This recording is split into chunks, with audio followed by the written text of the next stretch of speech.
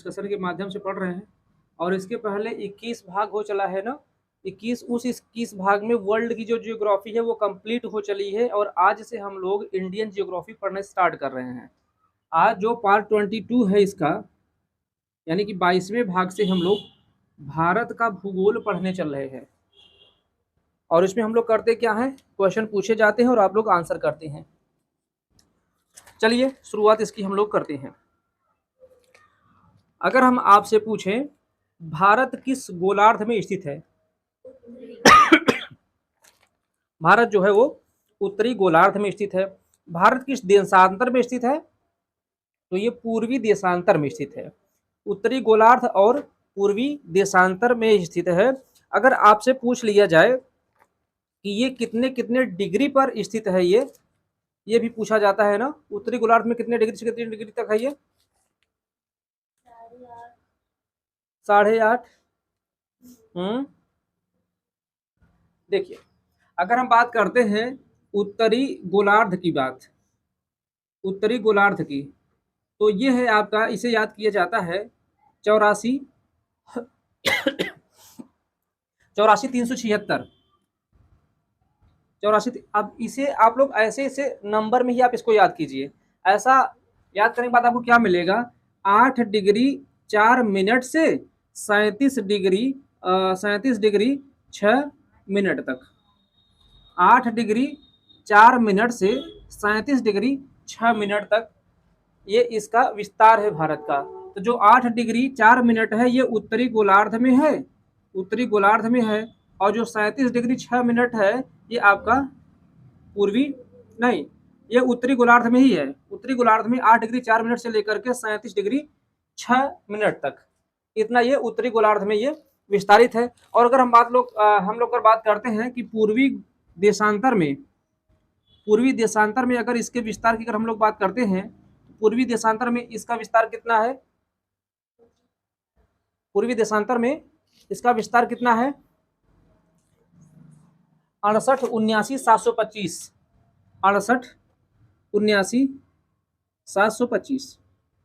इसको ऐसे हम लोग याद करते हैं, ऐसे इसको पूरा नंबर से इसको याद कर लिया कीजिए, 68,79,725, इसको ऐसे ही करके याद कर सकता है। अब जरा इसको अगर आप लोग देखें ना, तो 68 डिग्री 7 मिनट, 68 डिग्री 7 मिनट से 97 डिग्री 25 मिनट, ये इसका पूर्वी देशांतर में इसका विस्तार है। भारत उत्तरी गोलार्ध और पूर्वी देशांतर में स्थित है। उत्तरी गोलार्ध में इसका क्या विस्तार है, इसको हम ऐसे केवल नंबर से याद कर लेते हैं, 84,376। 84,376 का क्या मतलब है, 8 डिग्री 4 मिनट, 8 डिग्री 4 मिनट से लेकर के 37 डिग्री 6 मिनट तक इसका विस्तार उत्तरी गोलार्ध में है। दक्षिण, अगर ये पूर्वी देशांतर में अगर हम बात करते हैं तो यहाँ पर 68 डिग्री 7 मिनट से लेकर के 97 डिग्री और 25 मिनट, इतने पूर्वी देशांतर में इसका विस्तार है। चलिए, अच्छा, भारत का क्षेत्रफल कितना है, 32 लाख। तुम लोग जरा शांत रहो, तुम बताओ। हाँ चुप रहो, हाँ बोलो कितना, 32,87,263। ना ना ना ना ना, आप बताओ। अच्छा रुको, हाँ तुम फिर से बताओ। हाँ, वर्ग में किलोमीटर में, वर्ग किलोमीटर। ऐसे अगर हम 4-5 बार पूछ ले तो पक्का आप गलत कर जाओगे। ठीक है। अच्छा, क्षेत्रफल के दृष्टिकोण से भारत का विश्व में स्थान क्या है, 7वां है। और उसके पहले 6 कौन कौन है आपको पता है,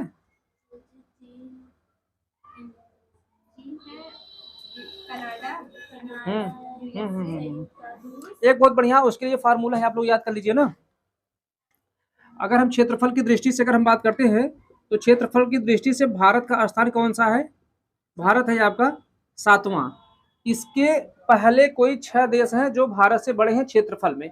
उसके लिए आप एक फार्मूला आप याद कर लीजिए, रुक चीन अब आ भारत,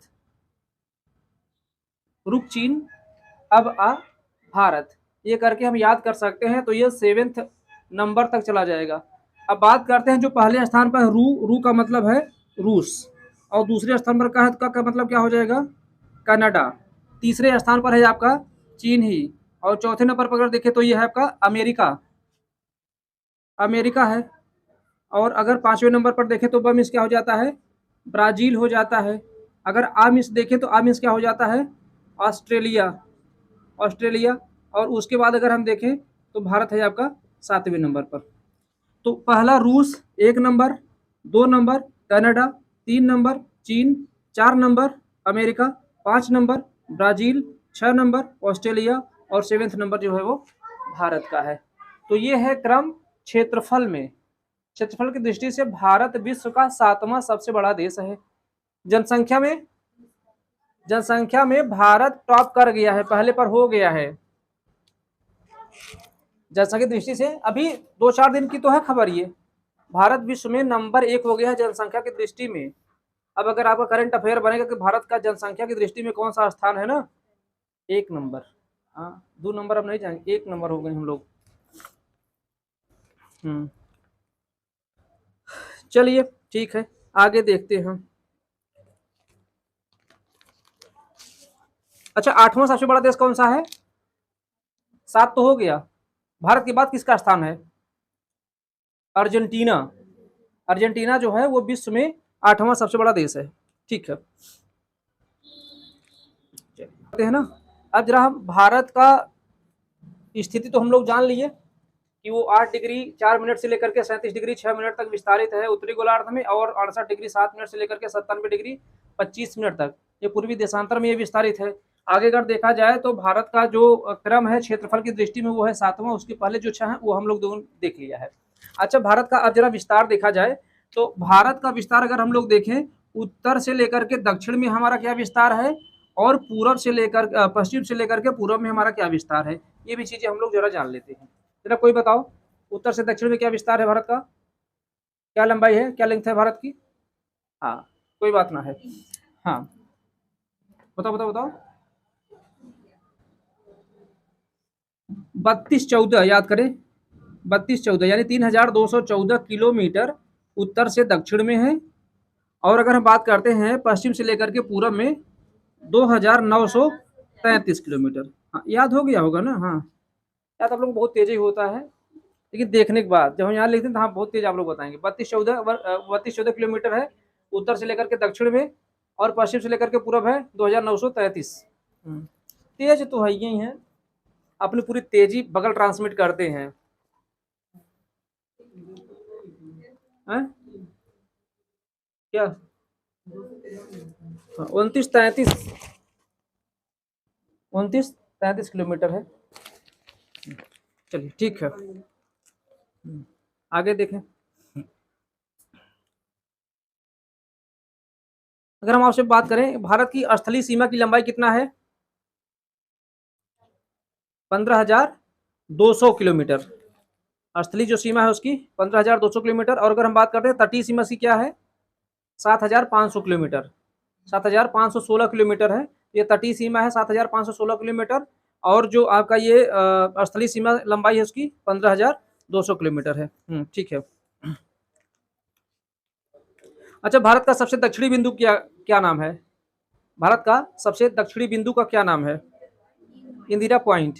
और उत्तरी भाग का इंदिरा कॉल। अच्छा, और पूर्वी भाग का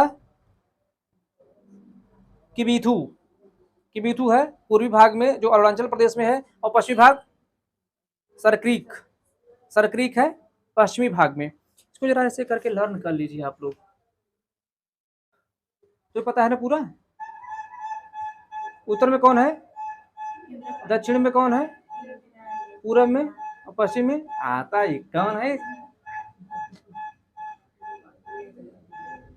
पूरब में क्या है आपका, उसका नाम है किबीथू, ये अरुणाचल प्रदेश में है किबीथू। और बात करते हैं पश्चिम में तो उसका नाम है सरक्रीक, सरक्रीक ये पश्चिम में है। दक्षिण की तरफ हम लोग बात करते हैं तो इसका नाम है इंदिरा, इंदिरा पॉइंट। उत्तर में अगर बात करते हैं इसका नाम है इंदिरा कॉल, इंदिरा कॉल। ये तो इस तरह से अगर हम लोग देख सकते हैं ना कि इंदिरा पॉइंट से लेकर के इंदिरा कॉल की ये टोटल लंबाई कितना है, 32-14 किलोमीटर।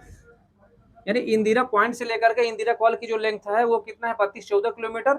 और सरक्रीक से लेकर के किबिथु की क्या लंबाई है, ये है आपका 29-33 किलोमीटर।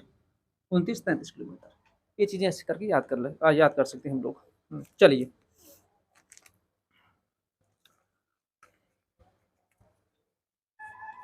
भारत और चीन की सीमा का नाम क्या है, मैकमोहन, कब इसको निर्धारित किया गया था? 1914 में। कहाँ किया गया था? शिमला में। अच्छा, तत्कालीन भारत और अफगानिस्तान के बीच की रेखा का क्या नाम था? तत्कालीन भारत और अफगानिस्तान के बीच की रेखा का क्या नाम था? डूरंड रेखा। डूरंड रेखा उस समय भारत और अफगानिस्तान के बीच की सीमा रेखा थी, लेकिन अब ये जो डूरंड रेखा है वो किन दो देशों के बीच की सीमा रेखा है? अफगानिस्तान और पाकिस्तान। अफगानिस्तान और पाकिस्तान के बीच की सीमा रेखा जो है वो डूरंड रेखा है। भारत और पाकिस्तान के बीच की सीमा कौन सी हो गई है? Red Cliff. भारत और पाकिस्तान के बीच की जो सीमा रेखा है उसका नाम है रेड क्लिफ। डूरंड अफगानिस्तान और पाकिस्तान, मैकमोहन भारत और चीन के बीच में है। अगर हम बात करें भारत और चीन के बीच की जो रेखा है मैकमोहन रेखा, इसका निर्धारण कब किया गया था? 1914 में। और अगर बात करें भारत और अफगानिस्तान के बीच की जो सीमा रेखा थी जिसे डूरंड रेखा के नाम से जाना जाता था, उसका निर्धारण कब हुआ था? 1896 में, 1896 में। इस चीज को याद रखेंगे। अच्छा, जो भारत और पाकिस्तान के बीच की सीमा रेखा है रेड क्लिफ, इसका निर्धारण कब हुआ था? भारत और पाकिस्तान दो अलग अलग देश बने थे कब? 1947 में ना। जब 1947 में भारत का विभाजन हो करके भारत और पाकिस्तान दो देश बने, उसी समय इसका निर्धारण भी किया गया था रेड क्लिफ लाइन का। यानी कि इसका भी निर्धारण 1947 में किया गया था। चलिए ठीक। अच्छा, भारत और नेपाल के मध्य कौन सी नदी सीमा बनाती है? भारत और नेपाल के बीच कौन सी सीमा नदी बनाती है? उसका नाम है काली नदी। काली नदी। अच्छा, काली नदी कहाँ से निकलती है? ये उत्तराखंड के पिथौरागढ़ जिले से निकलती है। उत्तराखंड के पिथौरागढ़ जिले में एक काली माता का मंदिर है। काली माता के मंदिर के बगल से ही ये निकलती है नदी। अच्छा, ये नदी निकलती है, शारदा नदी है इसका नाम, शारदा नदी। शारदा नदी को ही काली नदी कहा जाता है। अच्छा, हम लोग एक चीज और इसको ध्यान रख सकते हैं ना, जैसे वांगहो एक नदी है तो वांगहो नदी को पीली नदी कहा जाता है। पीली नदी उसे इसलिए कहा जाता है क्योंकि उसका जो जल होता है वो पीला होता है, हल्का पीला रंग उसमें होता है उसके जल में। इसी तरह से जो शारदा नदी है उसको काली नदी कहा जाता है। तो इसका ये मतलब बिल्कुल भी नहीं होता है कि इसका पानी काला होता है। बात मेरी समझ रहे हैं? इसका जल काला नहीं होता है। इसका नाम काली नदी इसलिए पड़ा है क्योंकि जो इसका उद्गम है वो काली माता के मंदिर के बगल में है। बात स्पष्ट होनी चाहिए। उत्तराखंड के पिथौरागढ़ जिले में काली माता का मंदिर है, उसके बगल से इसका उद्गम हुआ है, इसलिए इसको काली नदी के नाम से भी जाना जाता है। चलिए आगे चलते हैं। अच्छा, भारत और श्रीलंका के बीच कौन सी जल संधि है? पाक जल संधि। भारत और श्रीलंका के बीच में पाक जल संधि। कौन सी खाड़ी है? मन्नार की खाड़ी। मन्नार की खाड़ी है और पाक जल संधि है भारत और श्रीलंका के बीच में। चलिए आगे बात करते हैं।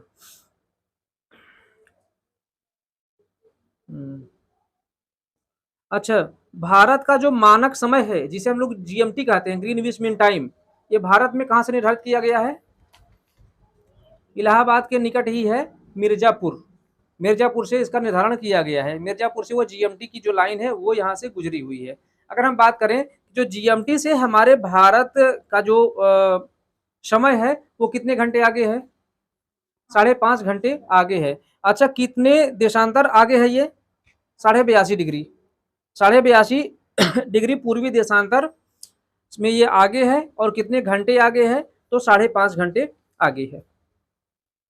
अगर हम आपसे बात करें कि जो जीएमटी लाइन है यह भारत में कितने राज्यों से होकर गुजरती है? ये 5 राज्यों से होकर गुजरती है ना। वो 5 राज्य कौन कौन से हैं? उत्तर प्रदेश है, मध्य प्रदेश है, छत्तीसगढ़, उड़ीसा और आंध्र प्रदेश है। ये चीज आप लोग जानते रहेंगे। अच्छा, आगे और अगर हम बात करें, ये तो जीएमटी जो लाइन है वो 5 राज्यों से होकर गुजरती है। ऐसे ये कर्क रेखा है। कर्क रेखा भारत में कितने राज्यों से होकर गुजरती है? 8 राज्यों से होकर गुजरती है। 8 राज्यों का नाम जरा बता दो धीरे धीरे। तो 8 राज्य का नाम धीरे धीरे करके बता दो। पहला है आपका पश्चिम साइड से अगर चलें तो पहला गुजरात है, गुजरात के बाद राजस्थान है, राजस्थान के बाद मध्य प्रदेश है, मध्य प्रदेश के बाद चलेंगे तो छत्तीसगढ़ है, छत्तीसगढ़ के और आगे चलेंगे तो बिहार से नहीं है, बिहार से कट के क्या बना है आपका झारखंड है, झारखंड से आगे चलेंगे तो पश्चिम बंगाल है, पश्चिम बंगाल से अगर चलेंगे तो आपका एक आपका ये है त्रिपुरा है, त्रिपुरा है, और त्रिपुरा से ठीक पहले एक और आपका है मिजोरम, मिजोरम, मिजोरम उधर है, त्रिपुरा है, उसके बाद झारखंड है, झारखंड से फिर पश्चिम बंगाल है, पश्चिम बंगाल से फिर इधर आपका छत्तीसगढ़ है, छत्तीसगढ़ से फिर एमपी है, एमपी के बाद राजस्थान है, राजस्थान के बाद इधर गुजरात है। तो करके उसको याद रखें। चलिए ठीक, आगे हम लोग चले। भारत में ऐसा कौन सा राज्य है जो सबसे अधिक राज्यों के साथ सीमा बनाता है? भारत में ऐसा कौन सा राज्य है जो सबसे अधिक राज्यों के साथ सीमा साझा करता है? वो है सराय बीका, बीका सराय। बीका सराय भारत में सबसे अधिक राज्यों के साथ सीमा साझा करता है। अब बीका सराय किस में है? उत्तर प्रदेश। इट मीन्स उत्तर प्रदेश वो राज्य है जो सबसे अधिक राज्यों के साथ सीमा साझा करता है। जानते रहेंगे इस चीज। चलिए आगे हम लोग चलते हैं। कितने राज्यों के साथ इसकी सीमा लगी है? 8 राज्यों के साथ में है, जानते रहे। अच्छा, आगे भारत के प्रमुख दर्रे हैं इसी में छोटा छोटा करके। अगर हम बात करें काराकोरम दर्रा किस राज्य में है, किस राज्य यूटी में है काराकोरम दर्रा?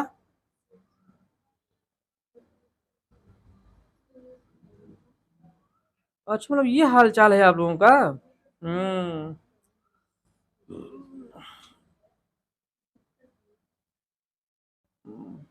चलिए आगे और हम लोग बातचीत जरा करते हैं।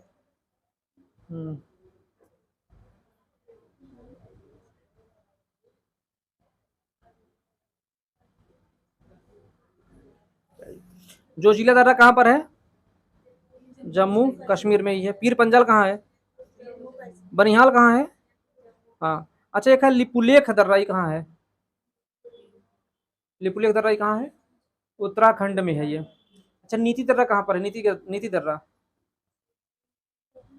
उत्तराखंड में ही है। माना दर्रा कहाँ पर है? उत्तराखंड में ही है। चलिए ठीक। दीफू दर्रा कहाँ पर है? अरुणाचल प्रदेश में। एक तूजू दर्रा मणिपुर में है। ठीक है,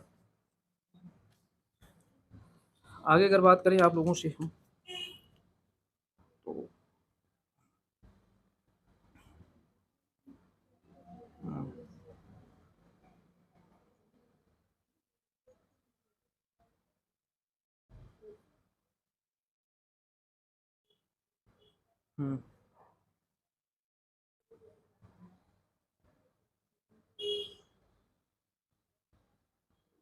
जहां पर आज हिमालय खड़ा है वहां पर कोई एक सागर था, उस सागर का नाम क्या? जहां पर आज हिमालय खड़ा है वहां पर इसके पहले एक सागर था, उस सागर का नाम क्या था? टेथिस सागर, टेथिस सागर। चलिए, डल झील कहां पर है? डल झील आपका कहाँ है? यह है आपका जम्मू कश्मीर में। तो कल मैं आप लोगों से कहा था कि मैं भारत की नदियों तक पहुंचूंगा, लेकिन आप लोगों के परफॉर्मेंस को देखते हुए मुझे लग रहा है कि भारत का जो भौतिक स्वरूप है उसे अगले दिन पूछा जाना चाहिए। तो थोड़ा सा आप लोग पढ़ करके आए,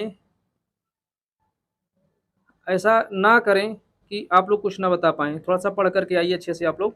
तो जो भारत का भौतिक स्वरूप है, यानी कि जो भारत का भौतिक विभाजन है उसे हम लोग अगले दिन से पढ़ेंगे, ठीक है? तो थोड़ा सा आप लोग पढ़ करके आइए अच्छे से, ऐसे काम नहीं चलेगा।